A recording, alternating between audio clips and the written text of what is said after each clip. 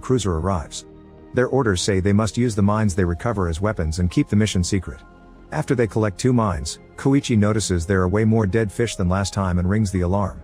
He asks Seiji to send the boats back because they can't fight like this, but Seiji is determined not to let Tokyo be destroyed again. At that moment Godzilla surges out of the water and brings down Keishin-Maru in an instant, so a terrified Seiji changes his mind. The Shinsei-Maru sails away as fast as possible and Godzilla chases after them, so the crew drop mine in the water. However, the explosion don't even scratch such a monster. Next, Koichi opens fire with a machine gun, but bullets don't do anything either. Since it seems the monster's skin is hard, Kenji gets the idea to attack the mouth instead. They release the second mine but the detonator doesn't work, so Koichi returns to the machine gun and makes the mine explode when it's near Godzilla's face.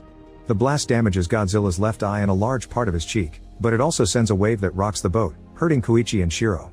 Unfortunately, Godzilla's wounds quickly regenerate and he furiously rises out of the water as he roars, ready for revenge.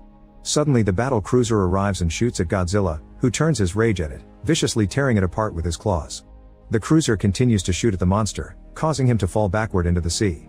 However, Godzilla starts glowing as he swims underneath the cruiser and destroys it in an instant with an explosive heat ray. Then Godzilla roars and continues to make his way to Tokyo. Sometime later, Koichi wakes up in a hospital and is greeted by his crew. He wants to alert the locals, but Kenji tells him the government is still covering up the story. When he goes home, Noriko is hurt because Koichi won't answer her questions, so he finally gives in and tells her everything, showing her the pictures. Because of his guilt, he thinks he shouldn't have survived, so Noriko assures him that everyone who survived the war was meant to live, which were her parents' final words to her.